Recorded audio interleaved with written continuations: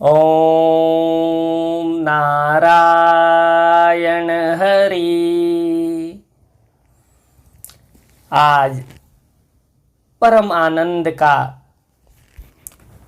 गोवर्धन महात्म्य का उत्सव है।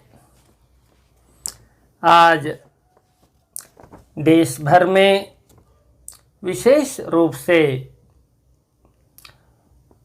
भगवान की क्रीड़ा स्थली वृंदावन गोवर्धन में गोवर्धन पूजन का धूमधाम के साथ आयोजन किया जा रहा है और उन्हीं गोवर्धनधारी को अपने हृदय में स्मरण करते हुए देश के सभी मंदिरों में, सभी आयोजन स्थलों पर, यहाँ तक कि विदेशों में भी भगवान गोवर्धनधारी की लीला का जो है पूजन और अन्नकूट भंडारे का आयोजन किया जा रहा है।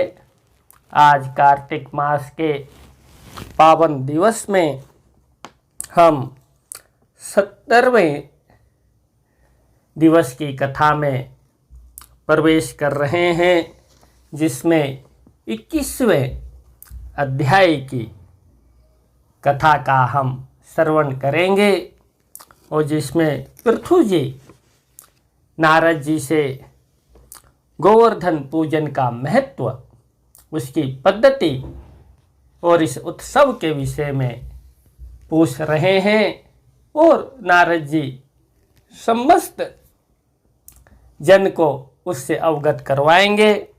इतने आनंद का विषय हरि नारायण की इच्छा से, उस गोवर्धन धारी की इच्छा से हम सबको प्राप्त हुआ है। अतः आप सब सावधान हो करके सुने। अथ एकविंशो अध्यायः। पृथुरुवाच गोवर्धनस्य पूजाया महात्म्यं वदतां वर। वद कस्यां तिथौ चैव अन्नकूटं तथैव च। नारद उवाच कार्तिकस्य शिते पक्षे तिथौ वैश्वानरस्य च। गोवर्धनस्य पूजा स्यादन्नकूटं समाचरेत्। पृथु जी ने कहा, हे देवर्षि, अब आप गोवर्धन की पूजा तथा महात्म्य का वर्णन करें तथा यह बताएं कि अन्नकूट किस तिथि को करना चाहिए। नारद जी बोले, हे राजन, कार्तिक मास के शुक्ल पक्ष की प्रतिपदा तिथि को गोवर्धन की पूजा तथा अन्नकूट का भंडारा करना चाहिए। गोकुल अर्थात गोवर्धन की पूजा तो प्रत्यक्ष है। अन्य स्थानों में गोवर्धन की पूजा के लिए गोबर लाकर पर्वताकार मूर्ति बनाएं। यहाँ नारद जी कह रहे हैं गोकुल अर्थात गोवर्धन में तो प्रत्यक्ष गोवर्धन है ही, वहाँ तो प्रत्यक्ष पूजा है ही, लेकिन अन्य स्थानों पर हम भगवान का पूजन कैसे करें, उसके लिए जो है गाय का गोबर ला करके पर्वताकार जो है, जैसे पर्वत होता है, गोवर्धन पर्वत को मान करके उसकी मूर्ति बनाए। पृथ्वी को गोबर से लीपकर विधि पूर्वक पूजा करें। उस पर स्थापित गोवर्धन के शिखरों पर ध्वजा लगाएं। उसके समीप ही श्री विष्णु का सिंहासन भी स्थापित करें। तदुपरांत विष्णु भगवान के समान ही गोवर्धन पर्वत की पूजा करें। यहाँ पे नारद जी कह रहे गोवर्धन पर्वत और भगवान नारायण दोनों ही एक रूप हैं, दोनों ही एक समान हैं। गोवर्धन पर्वत उस नारायण श्री कृष्ण वासुदेव का ही रूप है। यहाँ नारद जी ने स्पष्ट कर दिया है। उसका क्रम इस प्रकार है, प्रार्थना करने का, पूजा करने का बता रहे हैं। देखिए, हे गोवर्धन पर्वत, आप गोकुल के रक्षक तथा विष्णु द्वारा उठाए गए हैं। मेरी पूजा को स्वीकार कीजिए। इस प्रकार प्रणाम करके मंत्रोच्चारण द्वारा पूजा आरंभ करें। श्री कृष्ण के प्रिय गोवर्धन पर्वत के लिए आदि, मध्य तथा अंत में नमः शब्द का प्रयोग करें। फिर 16 उपचारों द्वारा इस प्रकार पूजा करें। 16 उपचार यानी 16 प्रकार से हमने उनका स्वागत करना है, उनका पूजन करना है। हमारे यहाँ जो पूजन पद्धति है इसमें 16 उपचार पूजा का विशेष महत्व है। उसको ये बता रहे हैं। आह्वान, भगवान का आह्वान करें। आसन, जब किसी को बुलाया है तो बैठने के लिए सुंदर आसन दे, फिर पाद्य दे, फिर अर्घ्य दे, फिर आचमन दे, फिर स्नान, फिर स्नान के बाद वस्त्र, उपवस्त्र, गंध, पुष्प, धूप, दीप, फिर नैवेद्य, फिर प्रदक्षिणा तथा नमस्कार करें। ये जो है और अंत में विसर्जन, ये 16 उपचार कहे गए हैं। मीठा दूध, मालपुआ, विविध प्रकार के पकवान, अनेक प्रकार के वृक्षों के फल तथा नैवेद्य भगवान को, गोवर्धन को समर्पित करें। गोवर्धन की पूजा के प्रारंभ में स्वस्ति वाचन करना चाहिए। स्वस्ति वाचन यानी कल्याणदायक वचन। कल्याणदायक जो हमारे यहाँ प्रार्थना है, जो भगवान विष्णु नारायण को संबोधित करते हुए है, उसका वाचन करना चाहिए। फिर सर्वप्रथम गणेश जी का पूजन करें। गणेश जी हमारे सनातन पद्धति में प्रथम पूज्य देव हैं। शांति कर्म करें। तत्पश्चात पूर्वोक्तर विधान से गोवर्धन की 16 उपचार पूजा करनी चाहिए। फिर अन्नकूट करने के बाद बारंबार प्रणाम करें तथा ब्राह्मण एवं विष्णु भक्तों को और जो भी वहाँ पर उपस्थित है, जो भी अभावग्रस्त है या जो भी वहाँ पर उत्सव में आयोजन में सम्मिलित होने के लिए आए हुए हैं या कोई आ रहे हैं जा रहे हैं, सबको बुला बुला करके भोजन कराएं। ब्राह्मणों को भोजन, बाकी सब अतिथियों को, सभी भक्तों को भोजन कराने के बाद स्वयं भी बंधु बांधवों के साथ अन्नकूट का भोजन करें। फिर गायों को सजाकर, देखिए गाय का हमारे जीवन में, हमारी संस्कृति में कितना महत्व है। गाओ विश्वस्य मातरम कहा गया है। गाय तो माँ है, वो हमारी नहीं पूरे विश्व की माँ है। वो भगवान नारायण, जगत नारायण कृष्ण की भी माँ है। वो भी उनको उसी से संबोधित करते थे। उसका पालन किया उन्होंने नंगे पैर दौड़ दौड़ के, चल चल के। तो और जो है गोवर्धन पर्वत उठाने के बाद जब इंद्र और कामधेनु माँ जब आई, तो कामधेनु माँ ने जब अभिषेक किया भगवान श्री कृष्ण का अपने दुग्ध से, तब कृष्ण का नाम गोविंद पड़ा। यानी कि गाय गोवर्धन के साथ गोविंद नाम और गाय, ये तीनों जुड़े हुए हैं। तो कितना महत्व है हमारे, बाकी भी अन्य बहुत महत्व है। गाय के विषय में तो एक अलग व्याख्यान हो सकता है, इसकी महिमा के, इसके अर्थतंत्र के और इसकी जो है इसकी ममत्व के।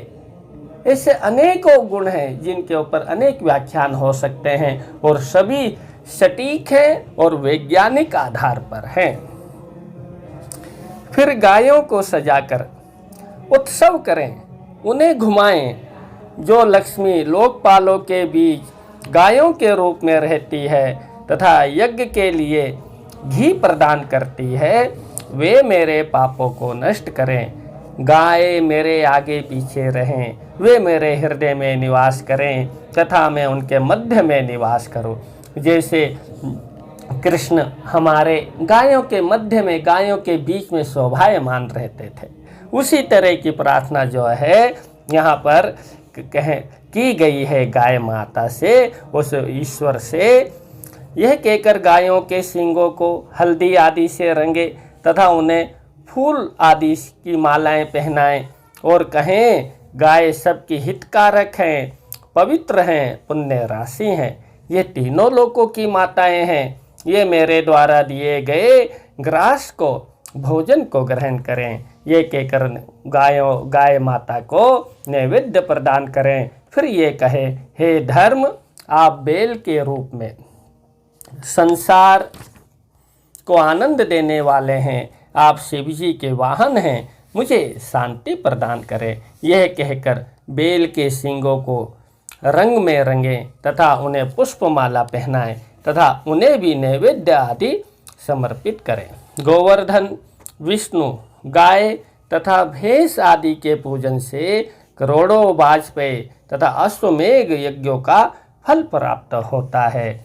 फिर दोपहर के समय पूर्व दिशा में होम करके ब्राह्मण आदि जो है मार्गपालिका बांधें। मार्गपालिका यानी कि सुंदर तोरण द्वार बना करके एक मार्ग का हम बहुत ही सुंदर मार्ग का हम निर्माण करें। वह कुश और काश द्वारा निर्मित हो तथा दिव्य श्रेष्ठ वृक्ष के मोटे तनों से बांधी जानी चाहिए। फिर व्रती लोग जिन्होंने गोवर्धन का जो है अन्नकूट का व्रत किया हुआ है, मंत्र पढ़ते हुए उस मार्गपालिका को नमस्कार करें और कहें, हे मार्गपालिका, तुम्हें नमस्कार है, तुम सबको सुखदायक सर्वलक्ष्मी हो। फिर देश की विजय के लिए वहीं पर निरांजन अर्थात आरती करें। देश है, ये राष्ट्र है, तो हम हैं, आप हैं, धर्म है। भगवान राम ने भी कहा है, जननी जन्मभूमिश्च स्वर्गादपि गरीयसी। इसलिए हमारे जीवन में हमारे राष्ट्र का, हमारी मातृभूमि का, हमारे देश भारतवर्ष का सर्वप्रथम स्थान होना चाहिए, सर्वप्रथम महत्व होना चाहिए।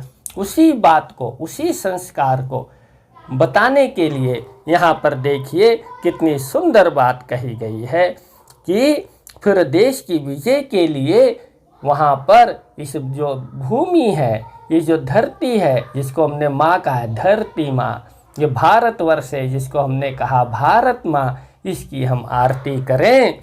मार्गपालिका के नीचे हम नाचें गाएं। मनुष्य हो, राजा हो, राजपुत्र हो, ब्राह्मण हो तथा किसी भी जाति के लोग हो, मार्गपालिका के नीचे से निकलें।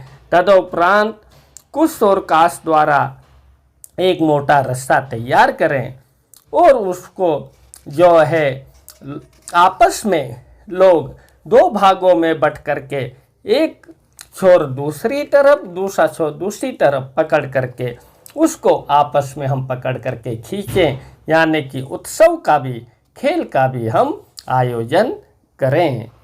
अब साय का ये तो बात उन्होंने कही, गोवर्धन पूजन हो गया, अन्नकूट भंडारा हो गया। अब सायंकाल में एक सुंदर कपड़े का मंडप बनाकर उसमें दैत्य राज बलि की पंचवर्णीय प्रतिमा तैयार करें। वह सुगठित शरीर वाली, किरीट, मुकुट, कुंडलों से युक्त 2 भुजाओं वाली हो। गृहस्थ लोग बड़े आंगन में अपने माता, पिता, पत्नी तथा भाई बहनों सहित उस बलि महाराज की, उस दैत्य राज बलि की पूजा करें। मंत्रोच्चारण पूर्वक फल, वस्त्र, अक्षत, चंदन, धूप, दीप तथा उपहार एवं विविध प्रकार के दान राजा बलि के लिए देने चाहिए। हे राजन, ऐसा करने से सब सुख प्राप्त होते हैं। देखिए, गोवर्धन पूजा के दिन राजा बलि जो कि दैत्यों के राजा थे, लेकिन उनकी पूजा देव और दैत्य दोनों ही करते हैं और हमें भी करने को कहा गया है। क्यों? क्योंकि राजा बलि का जो संबंध है वो संबंध भगवान वामन से भगवान नारायण के साथ है। तो जिसका संबंध भगवान नारायण के साथ जुड़ गया, उनकी भक्ति के साथ जुड़ गया, वो सबके लिए सर्वग्राही, सर्वपूजनीय हो जाते हैं। राजा बलि और वामन भगवान की कितनी सुंदर कथा है। बलि सब कुछ जानते हुए भी कि भाई ये ईश्वर के अवतार हैं, और ये शुक्राचार्य जी ने भी उनको कहा लेकिन फिर भी उन्होंने अपने वचन से पीछे नहीं हटे। 2 पग भूमि के बाद तीसरा पग कहाँ रखूं? तो उन्होंने कहा, दानी बड़ा होता है, मेरे शीश पर रख दीजिए प्रभु। कितना सुंदर मन, कितना सुंदर उनका विचार, कैसा उनका भगवान के प्रति समर्पण और भक्ति, और उसी के फलस्वरूप भगवान उनके द्वार पर, उनकी नगरी में द्वारपाल बन करके रहे। तो ऐसे बलि का इतना सुंदर चरित्र, जो कि हमको भी आनंद देने वाला होता है, उनकी पूजा करें। हे राजन, ऐसा करने से सब सुख प्राप्त होते हैं। हे राजेंद्र, इसके बाद गंध, पुष्प, धूप, वस्त्र, भोज्य तथा दीपक आदि से जमाता अर्थात दामाद की भी पूजा करें। देखिए, इसमें दामाद को, जवाई को, जमाता को, हमारी जो कन्या है उसके पति को हमने जो है अपनी पद्धति में, अपनी संस्कृति में जो है विष्णु रूप कहा है। उसे ईश्वर का रूप माना है। ईश्वर के रूप में भी विष्णु रूप में उसकी हम जो है मान्यता है। तो यहाँ जमाता अर्थात दामाद की पूजा करने का भी गोवर्धन की संध्या को जो है विधान कहा गया है। तो विष्णु रूप में उसकी हम पूजा करें। तो यहाँ पे जो है, जो व्यक्ति प्रतिवर्ष इस प्रकार पूजा करता है, श्री कृष्ण देव की कृपा से उसे भक्ति और मुक्ति, देखिए भोग भी मिलेंगे, भक्ति भी मिलेगी और ईश्वर का सानिध्य भी मिलेगा। कितनी अच्छी देखिए गोवर्धन पूजा है, राजा बलि की पूजा है और नारायण रूप में अपने दामाद की पूजा है। पृथु बोले, हे ब्राह्मण, बलि के दिन दामाद को क्यों पूजा जाता है? यह प्रश्न आपके मन में भी आया होगा कि भाई उत्सव है और उत्सव में किसी अन्य व्यक्ति की पूजा, किसी अन्य संबंधी की पूजा ना कह करके दामाद को, जवाई को पूजने की बात क्यों कही गई है? तो पृथु हमारा प्रतिनिधित्व कर रहे हैं, हम सबका, आप सबका।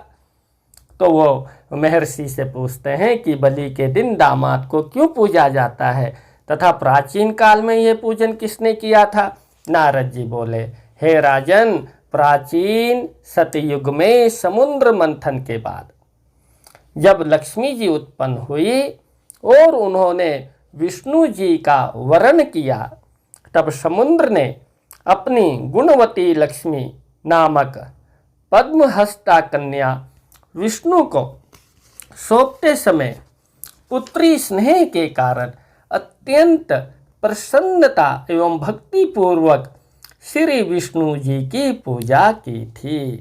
तब भगवान विष्णु ने प्रसन्न होकर समुद्र से कहा, तुम्हारी जो इच्छा हो वह वरदान मुझसे मांग लो। यह सुनकर समुद्र ने कहा, हे जनार्दन, यदि आप मुझ पर प्रसन्न हैं तो महालक्ष्मी सहित प्रतिदिन मेरे घर में निवास करें। यह सुनकर श्री हरि ने समुद्र से कहा, मैं तुम्हारे घर अर्थात जल के भीतर नित्य प्रति शयन करूँगा। तुम प्रतिवर्ष कार्तिक मास के शुक्ल पक्ष की प्रतिपदा को मेरी पूजा किया करना। इस प्रकार जमाता का पूजन करने से समुद्र सब पापों से मुक्त हो गया। जिस प्रकार कार्तिक मास में जमाता जवाई की पूजा करने से समुद्र ने सब पापों से मुक्ति प्राप्त की, उसी प्रकार इस मास में जमाता की पूजा करके अश्वमेघ आदि यज्ञों का फल प्राप्त करना चाहिए। देखिए, जवाई की पूजा करने का इस दिन क्या महत्व है, कथा आगे। जब लक्ष्मी जी का वरण विष्णु जी ने किया और समुद्र तो पिता हैं और इतने स्नेह के कारण मेरी कितनी सुंदर सौभाग्यवती जो बेटी है भगवान नारायण को मैं दे रहा हूँ, तो नारायण का उन्होंने पूजन किया। तो विष्णु रूप, इसीलिए मैंने कहा, पहले मैं कह चुका हूँ कि हम अपने यहाँ जमाता को, जवाई को, लड़की का जो सौभाग्यपति है उसको विष्णु रूप में मानते हैं, विष्णु रूप में उसकी पूजा करते हैं। अतः जिनमें आपस में पति पत्नी में खटपट है, परिवार में थोड़ा सा मनमुटाव है, वो आज के दिन अपने मनमुटाव को दूर करें, अपने हृदय को विशाल करें। पिता जो है पुत्री के कल्याणार्थ अपने हृदय को विशाल करके सायंकाल में अपने जवाई की विष्णु रूप में पूजा करें, अपनी बेटी की लक्ष्मी रूप में पूजा करें। अवश्य ही घर में, उनके परिवार में सुख शांति आएगी, क्योंकि जब हम विष्णु और लक्ष्मी रूप मान लेंगे, वे दोनों भी तब उन्हीं गुणों से ओतप्रोत हो जाएंगे और प्रेम और स्नेह के वातावरण में जो है दोनों परिवारों में संबंध पुनः स्थापित हो जाएंगे। ऐसा मेरा आप सबसे निवेदन है। करोड़ों गायों, नगर, ग्राम एवं पृथ्वी को दान करने से जो पुण्य प्राप्त होता है, वह केवल जमाता के पूजन से ही प्राप्त हो जाता है। मैं ब्रह्मा, रुद्र तथा अन्य सभी देवता कार्तिक मास की प्रतिपदा को जमाता के शरीर में निवास करते हैं। देखिए, विष्णु स्वयं जो है, क्योंकि उस दिन विष्णु की भगवान सागर ने पूजा की, तो विष्णु स्वयं जितने भी जमाता हैं उनके शरीर में प्रवेश कर जाते हैं। भगवान का प्रवेश तो हर जगह है, लेकिन ये बात विशेष रूप से बताने के लिए कि जमाता के रूप में मेरा ही दर्शन करो, इस बात को बताने के लिए भगवान ने ऐसे कहा है। अतः उस दिन जमाता की पूजा समस्त फलों को देने वाली सिद्ध होती है, क्योंकि उस दिन हम जमाता किसी व्यक्ति की पूजा नहीं करते, बल्कि उस रूप में भगवान नारायण विष्णु और अपनी बेटी के रूप में महालक्ष्मी की पूजा करते हैं। जय महालक्ष्मी, जय नारायण विष्णु, जय सागर देव। इति श्री पद्म पुराणे कार्तिक महात्म्य गोवर्धन पूजन अन्नकूट गोवृषभ पूजन बलि पूजन मार्गपालिका पूजन जमाता पूजन महात्म्यम नाम 21 अध्यायः। इति श्री पद्म पुराणे कार्तिक मास महात्म्य में गोवर्धन पूजा, अन्नकूट, गाय बेल बलि मार्गपालिका तथा जमाता पूजन महात्म्य नामक 21वां अध्याय समाप्त हुआ। देखिए, आज गोवर्धन अन्नकूट के पावन उत्सव में कार्तिक महात्म्य में कितनी सुंदर कथा जो है हमें गोवर्धन की महिमा, अन्नकूट की महिमा, राजा बलि के पूजन का, उनकी भक्ति की महिमा और विष्णु रूप जमाता जवाई के पूजन का, मतलब अपने परिवार में भी किस प्रकार से हम जो है प्रेम और स्नेह स्थापित कर सकें, इसका भी कितना सुंदर वर्णन। और इस देश की उन्नति तरक्की के लिए, अपने भारतवर्ष की प्रगति के लिए उसका भी हम वंदन निरांजन आरती जय जयकार करें। तो कितनी सुंदर कथा का आज जो है ईश्वर की अनुकंपा से हम सब ने श्रवण किया है। भगवान की असीम कृपा के कारण ही कार्तिक मास में हम सबको ये सौभाग्य प्राप्त हो रहा है। कल की हम 18वें दिन की कथा में 22वें अध्याय की कथा का श्रवण करेंगे, जिसमें यम पूजन, यमुना, यम और यमी दोनों भाई बहनों की बहुत ही सुंदर कथा का वाचन रहेगा, और जिसमें भैया दूज उत्सव का उदय होगा। और कल हम उस उत्सव को भी मनाएंगे। आज भगवान नारायण की अब आज्ञा हो चुकी है। आज की कथा को यहीं विराम देते हुए सब कुछ उस नारायण, उस लक्ष्मीपति वासुदेव को समर्पित करते हुए ओम नारायण हरि